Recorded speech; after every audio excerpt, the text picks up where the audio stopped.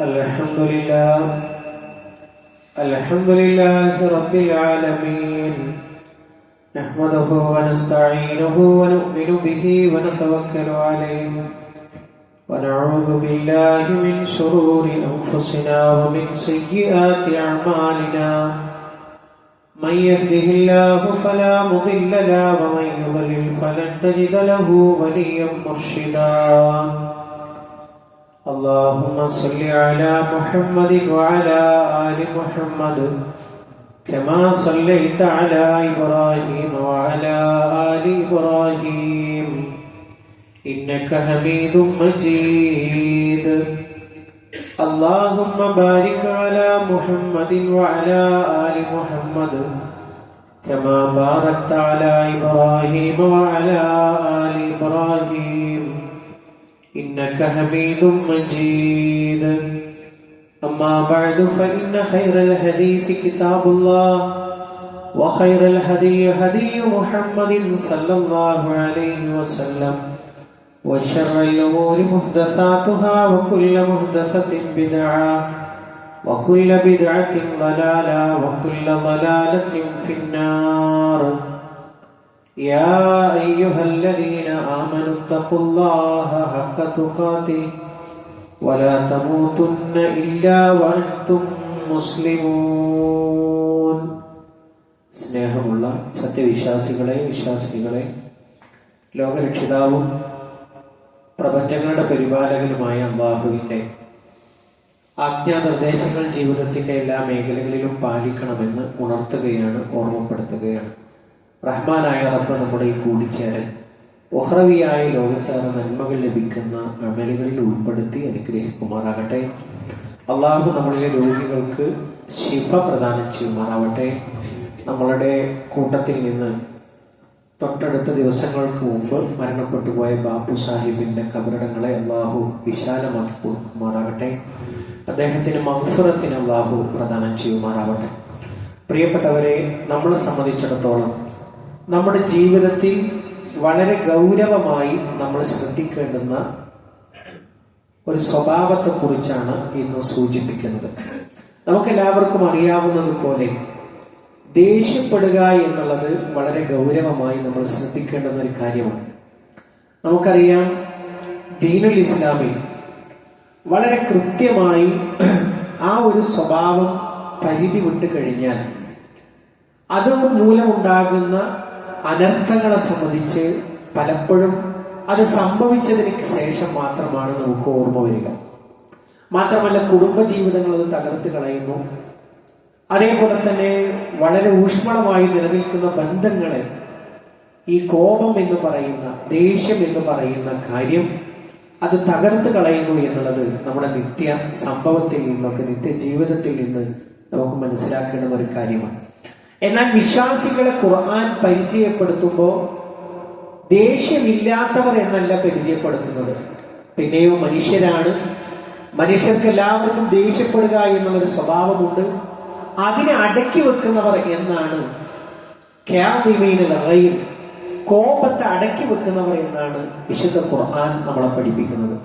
നിങ്ങൾ നോക്കൂ, ഏതാനും ചില ഹദീസുകൾ നമ്മൾ എടുത്ത് പരിശോധിക്കുകയാണ്. മഹാനായ റസൂലുള്ളാഹി സ്വല്ലല്ലാഹു അലൈഹി വസല്ലം മദീനത്തേക്ക് ഹിജറ വന്നു. ആ ഹിജറയുമായി ബന്ധപ്പെട്ട കാര്യങ്ങളൊക്കെ നമുക്കറിയാം. ആ വരുന്ന പശ്ചാത്തലത്തിൽ മദീനത്തൊരു സാഹചര്യം ഉണ്ടായിരുന്നു. എന്താണ്? അബ്ദുല്ലാഹി ഇബ്നു ഉബയ്യ് ഇബ്നു സുലൂൽ മുനാഫിക്കുകളുടെ നേതാവാണ്. അപ്പൊ അദ്ദേഹം മുനാഫിക്കുകളുടെ നേതാവാകുന്നതിന് മുമ്പ് തൊട്ടടുത്ത് നടന്ന, മദീനത്ത് നടന്ന ഒരു വലിയൊരു യുദ്ധത്തിൽ ഒരുപാട് നേതാക്കന്മാരായ ആളുകൾ മരണപ്പെട്ടു. അപ്പൊ ഇനി താൻ ഇവിടുത്തെ ഒരു നേതാവാണ്, അല്ലെങ്കിൽ ഇവിടെ ഈ ഒരു നേതാവായി കഴിച്ചുകൂട്ടാം എന്ന് വിചാരിക്കുന്ന സാഹചര്യത്തിലാണ് ആര് കടന്നു വരുന്നത്? മഹാനായ റസൂലുള്ളാഹി സ്വല്ലല്ലാഹു അലൈഹി വസല്ലം കടന്നു വരുന്നത്. ആ പ്രവാചകനോട് അപ്പോൾ തന്നെ അടങ്ങാത്ത ദേഷ്യമുണ്ട്. പക്ഷെ പ്രവാചകൻ സല്ലല്ലാഹു അലൈഹി വസല്ലം മദീനയിലേക്ക് വന്നപ്പോൾ മദീനയുടെ സാഹചര്യമാകെ മാറി.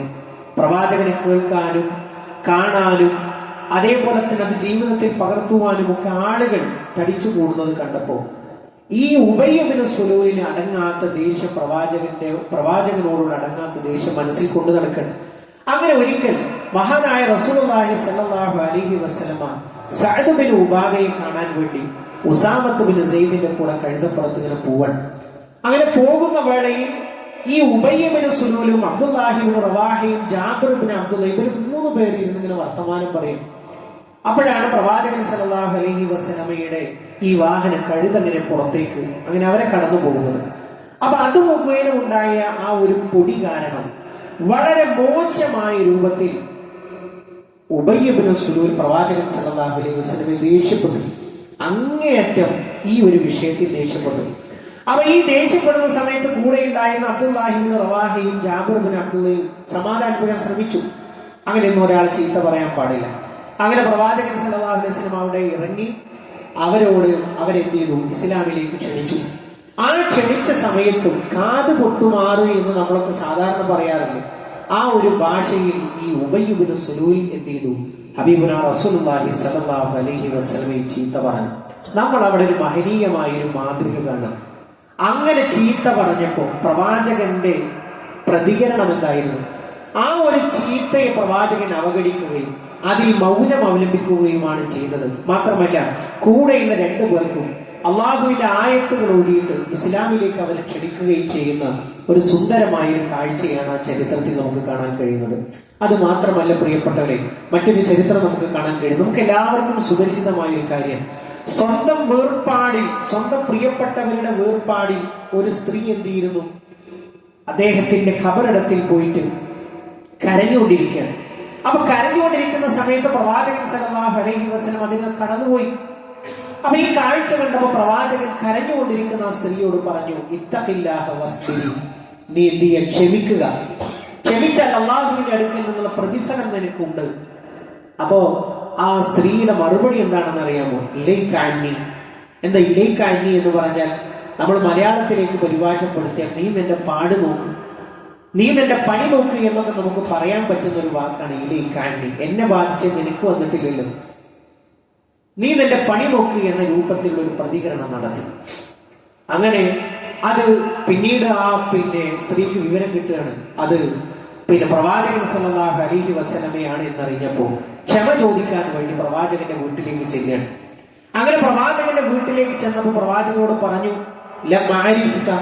എനിക്ക് സത്യമായി നിങ്ങൾ റസൂലാണ് എന്ന് അറിയുമായിരുന്നില്ല. അപ്പൊ പ്രവാചകന്റെ മറുപടി എന്താണ്? ഇന്നമസ്സബ്റു ഇൻദ സദ്മത്തിൽ ഊല. ക്ഷമ എന്ന് പറയുന്നത് ഒരാപത്തിന്റെ തുടക്കത്തിലാണ്. ഒരാപത്ത് സംഭവിക്കുന്നതിന്റെ 1ാമത്തെ മിനിറ്റിലാണ് ക്ഷമ പാലിക്കേണ്ടത് എന്ന് പ്രവാചകൻ സല്ലല്ലാഹു അലൈഹി വസല്ലമ അവിടെ പഠിപ്പിച്ചു കൊടുക്കുകയാണ്. അപ്പൊ നിങ്ങൾ നോക്കൂ, അവിടെ മറ്റൊരു ഭാഷ്യമാണ് കണ്ടത്. ഒരു സ്ത്രീ ചീത്ത പറഞ്ഞപ്പോ പ്രവാചകൻ സല്ലല്ലാഹു അലൈഹി വസല്ലം പ്രതികരണം നടത്തി. അതിനോട് ആ സ്ത്രീയുടെ പ്രതികരണം കണ്ടപ്പോൾ പ്രവാചകന്റെ മറുപടിയാണ് നമ്മൾ ഇതിൽ കണ്ടത്. ഇനി മറ്റൊരു സംഭവം പ്രവാചകൻ സല്ലല്ലാഹു അലൈഹി വസല്ലം മഹാനായ അനസ് റളിയല്ലാഹു അൻഹു പറയുകയാണ്. അതായത് പ്രവാചകൻ സല്ലല്ലാഹു അലൈഹി വസല്ലമ ആയിഷ ഉമ്മയുടെ അടുക്കൽ നിൽക്കുകയാണ്. അങ്ങനെ നിൽക്കുന്ന സമയത്ത് ഉമ്മഹാത്തുൽ മുഅ്മിനീങ്ങളിൽപ്പെട്ട ഒരു ഭാര്യ എന്ത് ചെയ്തു? ഒരു അല്പം ഒരു പാത്രം, അതിലല്പം ഭക്ഷണമുണ്ട്. ആ ഭക്ഷണവുമായിട്ട് എന്ത് ചെയ്തു?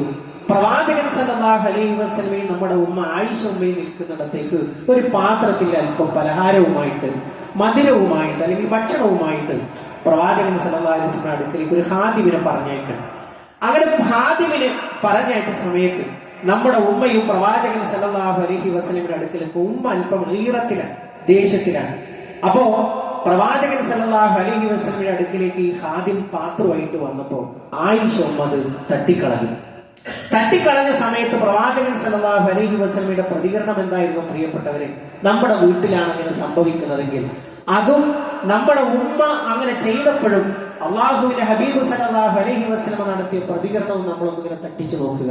എന്താണെന്നറിയോ? പ്രവാചകൻ സല്ലല്ലാഹു അലൈഹി വസല്ലമ അത് താഴെ കുനിഞ്ഞു നിന്നിട്ട് എന്ത് ചെയ്തു? ഇങ്ങനെ പെറുക്കിയെടുത്തു. എന്നിട്ട് ഹാദിമിനോട് പറയണം, ഗാറത്തു ഉമ്മുക്കും, നിങ്ങളുടെ ഉമ്മ ഇന്ന് ദേഷ്യത്തിലാണ്. ഒന്ന് ആലോചിച്ചു നോക്കൂ. സാധാരണ നമ്മൾ ഈ മലയാളത്തിൽ ഒരു വാചകം പറയാറുണ്ട്, നിശ്ചലമായി നിൽക്കുന്ന വെള്ളത്തിലെ പ്രതിബിംബം കാണും. നമ്മളുടെ മുഖം ശരിക്ക് കാണുന്നത് എങ്ങനെയാണ്? നിശ്ചലമായ വെള്ളത്തിലാണ്. എന്നാൽ തിളച്ചു മറിയുന്ന വെള്ളത്തിലും അവിടെ ഒരു മുഖവും ഒരു ദയയും അതേപോലെ തന്നെ ഒരു വികാരവും അതിന്റെ മുമ്പിൽ ഒന്നും ചെലവാകുകയില്ല. ഇതുപോലെ അള്ളാഹുവിന്റെ ഹബീബ് സല്ലല്ലാഹു അലൈഹി വസല്ലം ആ പാത്രത്തിന്റെ ഓരോ ഭാഗങ്ങൾ എടുത്തെടുത്ത് പ്രവാചകൻ സല്ലല്ലാഹു അലൈഹി വസല്ലം ഖാദിമിനോട് മറുപടി കൊടുക്കണം, നിങ്ങളുടെ ഉമ്മ എന്ന ദേഷ്യത്തിലാണ്. എത്ര വലിയ മഹനീയമായ മാതൃകയാണ് പ്രിയപ്പെട്ടവരെ. ഒരു ദേശത്തെ തണുപ്പിക്കാൻ എങ്ങനെയൊക്കെ ഒരു സത്യവിശ്വാസി പരിശ്രമിക്കേണ്ടതുണ്ട് എന്നുള്ളതാണ് ഈ ചരിത്രത്തിൽ നിന്ന് മനസ്സിലാക്കാൻ കഴിയുന്നത്. മഹാനായ അബൂബക്കർ സിദ്ദീഖ് റളിയല്ലാഹു അൻഹു അദ്ദേഹത്തിന്റെ മകൻ സിജിസ്ഥാൻ എന്ന് പറയുന്ന ഒരു പ്രവിശ്യയിലേക്ക് പോയപ്പോൾ അവിടേക്ക് അദ്ദേഹം മകന് കത്തെഴുതുകയാണ്. എന്താണ്? അല്ല തഖ്ദിയ ബൈന ഇസ്നൈനി വഅൻ തഖദുബാൻ, രണ്ട് ആളുകൾ തമ്മിലുള്ള പ്രശ്നത്തിൽ നീ ഒരിക്കലും വിധി പറയരുത്, ഹുക്മ പറയരുത്. എങ്ങനെ ഇരിക്കുന്ന സമയത്ത്? നീ ദേഷ്യത്തിലായിരിക്കുന്ന സമയത്ത് രണ്ടാൾക്കിടയിൽ തീരുമാനം പറയരുത്. ഫഇന്നി സമയത്തു നബിയ സല്ലല്ലാഹു അലൈഹി വസല്ലം യഖൂൽ, പ്രവാചകൻ സല്ലല്ലാഹു അലൈഹി വസല്ലം ഇങ്ങനെ പറയുന്നത് ഞാൻ കേട്ടിട്ടുണ്ട്.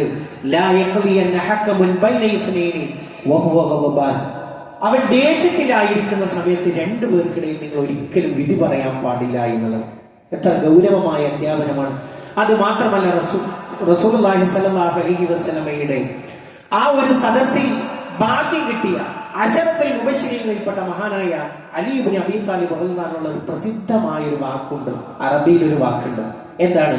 അൽ ഗളബ് അവ്വലുഹു ജുനൂൻ, ദേഷ്യത്തിന്റെ ആദ്യം എന്ന് പറയുന്നത് അത് ഭ്രാന്താണ്.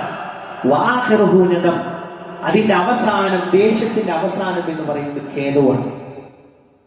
ദേഷ്യത്തിന്റെ അവസാനം എന്ന് പറയുന്നത് ഖേദമാണ്, അതിന്റെ തുടക്കവും അത് ഭ്രാന്താണ് എന്ന് പറയുന്ന അലി ഇബ്നു അബീ താലിബ് റളിയല്ലാഹു അൻഹു ഒരു അസർ നമുക്ക് കാണാൻ കഴിയും. മഹാനായ അബൂദർ റളിയല്ലാഹു അൻഹു പറയും, അല്ലാഹുവിന്റെ റസൂൽ സല്ലല്ലാഹു അലൈഹി വസല്ലം ഇങ്ങനെ പറഞ്ഞു, ഇദാ ഗളിബ അഹദുക്കും വഹുവ ഖായിം, ഒരാള് അയാൾക്ക് ദേഷ്യം വരാണ്, അപ്പൊ അയാൾ നിൽക്കണം. അപ്പൊ എന്ത് ചെയ്യട്ടെ? ഫലിയജ്ലിസ്, ഇരിക്കട്ടെ. ഫൈൻ ദഹബ അൻഹുൽ ഗളബ്, അങ്ങനെ അവന്റെ നിന്ന് ദേഷ്യം പോയിട്ടില്ല. അയാൾ നിൽക്കുന്ന സമയത്തിന്റെ ദേഷ്യം വന്നാൽ അതിനെ അടക്കാനുള്ള ഒരു വഴി, അയാൾ അവിടെ ഇരിക്കട്ടെ. ഇരുന്നിട്ടും അയാൾക്ക് ദേഷ്യം അടഞ്ഞിട്ടില്ലെങ്കിലോ അയാൾ കിടന്നുകൊള്ളട്ടെ. നിങ്ങൾ ആലോചിച്ച് നോക്കൂ പ്രിയപ്പെട്ടവരെ. മാത്രമല്ല, ഒരിക്കൽ പ്രവാചകൻ സല്ലല്ലാഹു അലൈഹി വസല്ലമയുടെ അടുക്കൽ വെച്ച് ഒരാൾ ചീത്ത പറഞ്ഞു. അങ്ങനെ ചീത്തയുടെ കാഠിന്യം ഹദീസിൽ കാണാൻ കഴിയും. അദ്ദേഹത്തിന്റെ മുഖമൊക്കെ ഇങ്ങനെ ചോര വന്നിങ്ങനെ തുടുത്തുപോയി. അങ്ങനെ അയാൾ ചീത്ത പറഞ്ഞു. ആ പ്രവാചകൻ സല്ലല്ലാഹു അലൈഹി വസല്ലം പറയാൻ, ഇന്നി ലഅലമു കലിമതൻ, എനിക്കൊരു വാക്കറിയാം, ലൗ ഖാലഹാ ലദഹബ അൻഹു മാ യജിദു, അത് പറഞ്ഞാൽ ഈ പറഞ്ഞ സംഗതിയൊക്കെ അവനിൽ നിന്ന് ഇല്ലാതായി പോകും. എന്നിട്ട് പറഞ്ഞു കൊടുക്കാണ്, അഊദു ബില്ലാഹി മിനശ് ശൈത്വാനിർ റജീം. ദേഷ്യം വന്നാൽ ഒരാള് പറയേണ്ടുന്ന കലിമത്താണ് ഇവിടെ പഠിപ്പിച്ചു കൊടുക്കുന്നത് പ്രിയപ്പെട്ടവരെ. അത് മാത്രമല്ല, മഹാനായ റസൂലുള്ളാഹി സ്വല്ലല്ലാഹു അലൈഹി വസല്ലം പറയാണ്, ഇന്നൽ ഗളബ മിനശ് ശൈത്വാൻ, ദേഷ്യം എന്ന് പറയുന്നത് പിശാചിൽ നിന്നാണ്. വഇന്ന ശൈത്താന ഖുലിഖ ബിന്നാർ, പിശാച് സൃഷ്ടിക്കപ്പെട്ടിട്ടുള്ളത് തീയിനാലാണ്, ഞാറിനാലാണ്. വഇന്നമാ തുത്ഫഉ നാറു ബിൽമാ, തീയിനെ എങ്ങനെയാ കെടുത്തുക? അത് വെള്ളം ഉപയോഗിച്ച് കാണും. ഫൈദാ ഗളിബ അഹദുകും ഫല്യതവദ്ദ, ഒരാള് അയാൾക്ക് ദേഷ്യം വന്നു കഴിഞ്ഞാൽ വേഗം പോയിട്ട് അയാൾ എന്ത് ചെയ്യട്ടെ? ഒതു എടുത്തുകൊള്ളട്ടെ എന്ന് മഹാനായ റസൂലുള്ളാഹി സ്വല്ലല്ലാഹു അലൈഹി വസല്ലമ നമ്മളെ പഠിപ്പിക്കുകയാണ്. പ്രിയപ്പെട്ടവരെ, ഒരായത്ത് പറഞ്ഞുകൊണ്ട് നമുക്കത് വൈൻഡപ്പ് ചെയ്യാം. അല്ലാഹു സുബ്ഹാനഹു തആല സത്യവിശ്വാസികളെ കുറിച്ച് പറയും, വസാരിഉ ഇലാ മഗ്ഫിറത്തിൻ മിർ റബ്ബിക്കും, വിശ്വാസികളെ നിങ്ങൾ നിങ്ങളുടെ റബ്ബിന്റെ മഗ്ഫിറത്തിലേക്ക്, പാപമോചനത്തിലേക്ക് ധൃതിപ്പെട്ടു വരിക. സറാ എന്ന് പറഞ്ഞാൽ അറബിയിൽ എന്താണ്? ഒരാള് മറ്റൊരാളെ കടന്നു പോകാൻ വേണ്ടി എങ്ങനെയാണ് നടക്കുക?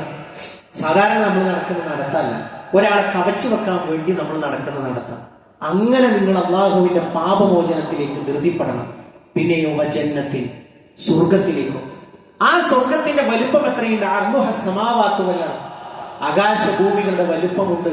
അള്ളാഹുവിനോട് നമ്മൾ 5 നേരവും ചോദിക്കുന്ന സ്വർഗത്തിന്റെ വലുപ്പം. ദുനിയാവിന്റെ ഒരറ്റം മുതൽ മറ്റേ അറ്റം വരെ നമ്മൾ കണ്ടിട്ടുണ്ടോ? നമ്മുടെ ജില്ലയുടെ അല്ലെങ്കിൽ നമ്മുടെ സംസ്ഥാനത്തിന്റെ ഒരറ്റം മുതൽ മറ്റേ അറ്റം വരെ നമ്മൾ കണ്ടിട്ടുണ്ടോ? നമ്മുടെ രാജ്യത്തിന്റെ? അല്ലാഹ് പറയാൻ, ആകാശഭൂമികളുടെ വലുപ്പമുണ്ട് സ്വർഗത്തിൽ. അതിലേക്ക് നിങ്ങൾ എന്ത് ചെയ്യുക? ധൃതിപ്പെട്ടു വരിക. ഉഇദ്ദത്തുൽ മുത്തഖീൻ, സത്യവിശ്വാസികൾക്ക് തയ്യാറാക്കിയിട്ടുള്ളതാണത്. എന്നിട്ട് അള്ളാഹു അവരുടെ സ്വഭാവങ്ങളെ കുറിച്ച് പറയുന്ന ഒരു ആയത്താണ് അതിന്റെ തുടർച്ചയായിട്ടുള്ളത്.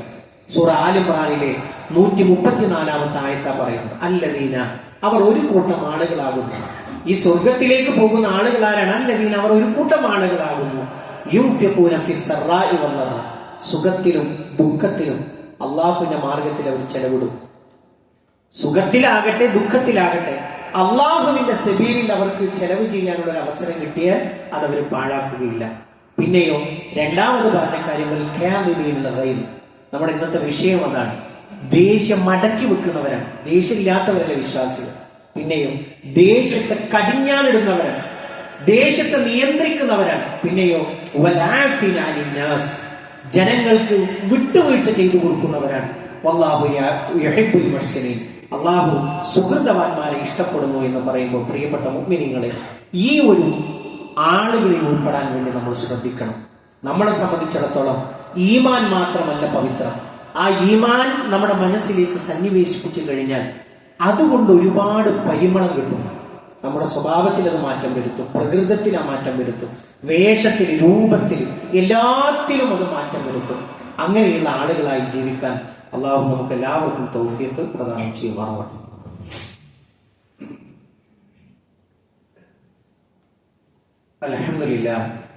അൽഹംദുലില്ലാഹി റബ്ബിൽ ആലമീൻ വസ്സലാത്തു വസ്സലാമു അലാ റസൂലിഹിൽ അമീൻ നബിയിനാ വഹബീബിനാ മുഹമ്മദിൻ സല്ലല്ലാഹു അലൈഹി വസല്ലം വഅലാ ആലിഹി വസഹബിഹി അജ്മഈൻ. അമ്മാ ബഅദ്. പ്രിയപ്പെട്ട സത്യവിശ്വാസികളെ, വിശ്വാസിനികളെ, ഒരിക്കൽ കൂടി അള്ളാഹുവിന്റെ ആജ്ഞാനിർദ്ദേശങ്ങൾ ജീവിതത്തിന്റെ എല്ലാ മേഖലകളിലും പാലിക്കണമെന്ന് ഉണർത്തുകയാണ്, ഓർമ്മപ്പെടുത്തുകയാണ്. പ്രിയപ്പെട്ട സത്യവിശ്വാസികളെ, ഹിജാബ് വിവാദത്തിലാണല്ലോ നമ്മളിപ്പോൾ കഴിഞ്ഞുപോയിക്കൊണ്ടിരിക്കുന്നത്. നമ്മളെ സംബന്ധിച്ചിടത്തോളം ഹിജാബ് എന്ന് പറയുന്നത് എന്താണ്? ഹിജാബ് എന്ന് പറയുന്നത് അതൊരു മീറ്റർ തുണിയല്ല. വിശ്വാസികളെ സംബന്ധിച്ചിടത്തോളം നമ്മൾ എത്രമേൽ ചതിക്കപ്പെട്ടു, വഞ്ചിക്കപ്പെട്ടു എന്നുള്ളത് നമ്മൾ എടുത്ത് പരിശോധിച്ചാൽ നമുക്ക് കാണാൻ കഴിയും. ഈ വിവാദങ്ങളിലേക്ക് കടന്നു പോവുകയല്ല, അതുമായി ബന്ധപ്പെട്ട പ്രതികരണങ്ങളിലൊക്കെ പറയുന്നത് അതൊരു മുസ്ലിമിനെ സംബന്ധിച്ചിടത്തോളം ഹിജാബ് അവന്റെ വിശ്വാസത്തിന്റെ ഭാഗമാണ്. വിശ്വാസത്തിന്റെ ഭാഗം എന്ന് പറഞ്ഞാൽ പ്രിയപ്പെട്ടവരെ, നിങ്ങളുടെ കൂടുതൽ പഠനത്തിന് വേണ്ടി ഞാനത് പറയാം. ഒരൊറ്റ ആയത്ത് നിങ്ങളൊരു അർത്ഥം വെച്ച് നിങ്ങളുടെ വീടുകളിലുള്ള പരിഭാഷ വെച്ച് നിങ്ങൾ അതൊന്ന് പരിശോധിക്കണം. സാധാരണ നമ്മുടെ ഉമ്മമാര് ഈ സംസാരം കേൾക്കുന്നുണ്ടാകും, നമ്മുടെ പെങ്ങന്മാർ സ്കൂളിലേക്ക് പോകുന്ന കുട്ടികൾ ഇത് കേൾക്കുന്നുണ്ടാകും. നിങ്ങളോട് എനിക്ക് പറയാനുള്ളത്, പ്രിയപ്പെട്ടവരെ, വീഡിയോകൾ ഒരുപാടുണ്ട്. അതാണ് ഞാൻ വഞ്ചിക്കപ്പെട്ടു എന്ന് പറയാൻ കാരണം. ഹിജാബ് എങ്ങനെ കുത്തണം എന്നുള്ളതിൽ 100 കണക്കിന് വീഡിയോകൾ നമുക്ക് കാണാൻ കഴിയും. യഥാർത്ഥത്തിൽ എന്താ സംഭവിച്ചത് എന്ന് ചോദിച്ചാൽ ഹിജാബിന്റെ ലക്ഷ്യം അവിടെ മാറ്റിമറിക്കപ്പെടുകയാണ്. യഥാർത്ഥത്തിൽ 1 മീറ്റർ തുണിയാണ്. അതൊരു മുസ്ലിം ആണെങ്കിൽ അത് അങ്ങനെ ഭംഗിയായിട്ട് അങ്ങനെ കുത്തി കൊണ്ടുപോവുക എന്നുള്ളതാണ് നമ്മുടെ ഉമ്മമാരുടെയും നമ്മുടെ കലാലയങ്ങളിലൊക്കെ പഠിക്കുന്ന കുട്ടികളുടെയും ഒക്കെ ഒരു ചിന്ത. എന്നാൽ യഥാർത്ഥത്തിൽ ഹിജാബ് എന്ന് പറയുന്നത് എന്താണ്? വിശുദ്ധ ഖുർആൻ സൂറത്ത് നൂറിലെ 31-ാമത്തെ ആയത്തിൽ പറയാം, വഖുല്ലിൽ മുഅ്മിനീന ലിൽ മുഅ്മിനാത്തി, ഓ നബിയെ, താങ്കൾ വിശ്വാസിനികളായിട്ടുള്ള ആളുകളോട് പറയും. നമ്മുടെ ഉമ്മമാരോട്, സഹോദരിമാരോട്, പെങ്ങന്മാരോടുള്ള പ്രവാചകന്റെ നിർദ്ദേശമാണ്. അല്ലാഹു പറയും, നബി അത് പഠിപ്പിച്ചു കൊടുക്കുക. യഗ്ദുമുന മിൻ അബ്സാരിഹിന, നിങ്ങളുടെ കണ്ണുകളെ നിങ്ങൾ താഴ്ത്തണം, നിങ്ങളുടെ ദൃഷ്ടികളെ നിങ്ങൾ താഴ്ത്തണം. അപ്പൊ ദൃഷ്ടികളെ താഴ്ത്തുക എന്ന് പറഞ്ഞാൽ ഈ ഒരു ആയത്തിനെ വിശദീകരിക്കുന്ന മുഫസ്സിറുകളൊക്കെ പറയുന്ന ഒരു കാര്യമുണ്ട്. അതെന്താണെന്നറിയും? നിങ്ങൾക്ക് അതിന്റെ കൂടുതലൊരു വിശകലനത്തിലേക്ക് പോകാൻ വേണ്ടിയാണ്. മഹാനായ ഉമ്മു മക്തൂം റളിയല്ലാഹു അൻഹു, അദ്ദേഹം ആരാണ്? അന്ധനായ സഹാബിയാണ്, കണ്ണു കാണാത്ത സഹാബിയാണ്. അപ്പൊ പ്രവാചകൻ സല്ലല്ലാഹു അലൈഹി വസല്ലമയുടെ വീട്ടിലേക്ക് വരുമ്പോൾ പ്രവാചകൻ ആയിഷ ഉമ്മയോട് മറ സ്വീകരിക്കാൻ വേണ്ടി പറയുന്നുണ്ട്. അപ്പൊ ആയിഷ ഉമ്മ തിരിച്ചു ചോദിക്കുന്നുണ്ട്, അല്ലാഹുവിന്റെ റസൂലേ, ഉമ്മു മക്തൂം അല്ലേ വരുന്നത്? അദ്ദേഹത്തിന് കണ്ണ് കാണുന്നില്ലല്ലോ. ആ പ്രവാചകന്റെ മറുപടി എന്താണ്? ആയിഷ, നിങ്ങൾക്ക് കണ്ണ് കാണുന്നുണ്ടല്ലോ എന്നുള്ളതാണ്. നിങ്ങൾ ആലോചിച്ചു നോക്കൂ. പ്രവാചകൻ സല്ലല്ലാഹു അലൈഹി വസല്ലം ദൃഷ്ടിയെ കുറിച്ച് പറഞ്ഞു, കണ്ണിന് വ്യഭിചാരമുണ്ട്. യാ അലി, നിനക്കൊരു നോട്ടമേ പാടുള്ളൂ. രണ്ടാമത് നീ ഒരു നോട്ടം നിനക്ക് നോക്കാം, പക്ഷെ രണ്ടാമതും അതിലേക്ക് നീ നോക്കുന്നുവെങ്കിൽ അതെന്താണ്? സഹ്മും മിൻ സിഹാമി ഇബ്ലീസ്, വിഷം പുരട്ടിയ ഇബ്ലീസിന്റെ ആവനാഴിയിൽപ്പെട്ട അമ്പാണ് നിന്റെ കാഴ്ചയിലുള്ളതെന്ന്. നമുക്ക് നിഷിദ്ധമായ നോട്ടങ്ങളിലേക്ക് രണ്ടാമതും ആവർത്തിച്ച് നോക്കുന്നതിനെ കുറിച്ചാണ് പറയുന്നത്. പ്രിയപ്പെട്ടവരെ, ആ ആയത്തിൽ പിന്നീട് പറയാം, വിശ്വാസികളോട്, വിശ്വാസിനികളായിട്ടുള്ള സഹോദരിമാരോട് ദൃഷ്ടിയെ താഴ്ത്താൻ വേണ്ടി പറയണം. പിന്നെയോ വയഹ്ഫദ്ന ഫുറൂജഹുന്ന, അവരുടെ ഗുഹ്യാവയവങ്ങളെ സൂക്ഷിക്കാൻ വേണ്ടി പറയണം. വലാ യുബ്ദീന സീനതഹുന്ന ഇല്ലാ മാ ളഹറ മിൻഹ, അവരുടെ ഭംഗിയിൽ നിന്ന് പ്രകടമായതല്ലാതെ വെളിപ്പെടുത്തരുത്. അതാണ് നമ്മളുടെ തക്ലീഫെത്തിയ, പ്രായപൂർത്തിയെത്തിയ പെൺകുട്ടികളോട് നമ്മൾ പറയാറുള്ളത്. നിങ്ങളുടെ മുഖവും മുൻകൈയും ഒഴിച്ചുള്ള ഭാഗങ്ങളെല്ലാം നിങ്ങൾ എന്ത് ചെയ്യണം? മറച്ചിരിക്കണം. അവരുടെ മക്കലകളെ മാറിടങ്ങളിലൂടെ അവർ താഴ്ത്തിയിട്ട് കൊള്ളട്ടെ എന്നുള്ളതാണ്. പ്രിയപ്പെട്ടവരെ, അതിന്റെ ശേഷവും അള്ളാഹു കൃത്യമായിട്ട് പറയുന്നുണ്ട് ആരുടെ മുമ്പിലൊക്കെ ഭംഗി വെളിപ്പെടുത്താം. അതാണ് അതിന്റെ ശേഷം പറയുന്നത്. അപ്പൊ നിങ്ങളത് വായിച്ചു നോക്കണം. സൂറത്തു നൂറിലെ 31-ാമത്തെ ആയത്താണ് ഇപ്പൊ ഈ പറഞ്ഞത്. അതിൽ അള്ളാഹു കൃത്യമായിട്ട് പറഞ്ഞു എന്തിനാണ് ഹിജാബ് ധരിക്കുന്നത്. ആ ഹിജാബിനെ കുറിച്ച് വിശദീകരിക്കുമ്പോൾ അള്ളാഹ് പറയുന്നത് എന്താണ്? അതൊരു മുസ്ലിം പെൺകുട്ടിയുടെ, സഹോദരിയുടെ ഐഡന്റിറ്റിയാണ്. അതെന്തിനാ ഐഡന്റിറ്റി? അത് അവൾ മർദ്ദിക്കപ്പെടാതിരിക്കാൻ. പിന്നെയോ ഒരാളിലും ഒരു കൽബിലും അവളെ കുറിച്ച് ഒരു തെറ്റായ ചിന്ത തോന്നാതിരിക്കാൻ. പിന്നീടോ അള്ളാഹു ഇത് പറഞ്ഞത് തന്നെ ആരോടാണ്? വിശ്വാസിനികളോടാ പറഞ്ഞത്. അപ്പൊ ഈ ചർച്ചകളൊക്കെ വന്നവർ പറഞ്ഞില്ലേ, എന്താ ഒരു തട്ടെട്ടിലാന്ന് വെച്ചിട്ട് ആകാശം പിടിഞ്ഞു പൊളിഞ്ഞു വീഴോ? അതിന്റെ മറുപടി എന്താണ്? അവരെ സംബന്ധിച്ചിടത്തോളം ആകാശം പിടിഞ്ഞു പൊളിഞ്ഞു വീഴില്ലായിരിക്കാം. പക്ഷേ നമ്മളെ സംബന്ധിച്ചിടത്തോളം, ഈമാനുള്ളവരെ സംബന്ധിച്ചിടത്തോളം അത് കഴിഞ്ഞേ മറ്റൊന്നുള്ളൂ. പ്രിയപ്പെട്ടവരെ, അള്ളാഹു ഒരു സംഗതി ഹലാലാക്കി കഴിഞ്ഞാൽ, അല്ലെങ്കിൽ ഒരു സംഗതി ഹറാമാക്കി കഴിഞ്ഞാൽ, ഇപ്പൊ നമ്മൾ ആലോചിച്ച് നോക്കൂ, ഒരുപാട് വിവാദങ്ങൾ സ്ത്രീകളുമായി ബന്ധപ്പെട്ട് നടക്കുന്നുണ്ടല്ലോ. അതിൽ ചില സമയത്ത് നമുക്ക് കാണാൻ കഴിയും, പർദ്ദ ധരിച്ചിട്ട് മുസ്ലിങ്ങളല്ലാത്ത ആളുകൾ പൊതുസമൂഹത്തിൽ പ്രത്യക്ഷപ്പെടുന്നു. അപ്പൊ ആളുകൾ ചോദിക്കുന്നു, എന്താ നിങ്ങൾ ഈ വേഷം ധരിച്ചത്? അപ്പൊ അവരറിയാതെ മറുപടി പറയാണ്. ദീന് പറഞ്ഞു തന്ന മറുപടിയാ പറയുന്നത്, ഞങ്ങൾക്ക് ഈ ഒരു വേഷമാണ് കംഫർട്ട്. ഈ ഒരു സമൂഹത്തിൽ, ഈ ഒരു പുരുഷന്മാരുടെ മുമ്പിൽ പ്രത്യക്ഷപ്പെടാൻ ഞങ്ങൾക്ക് ഏറ്റവും അനുയോജ്യമായ ഒരു വിഷയം ഈ തരത്തിലുള്ള ഹിജാബ് സ്വീകരിക്കലാണ് എന്നവർ പറയുമ്പോൾ നമ്മൾ മനസ്സിലാക്കേണ്ടത് എന്താ പ്രിയപ്പെട്ടവരെ?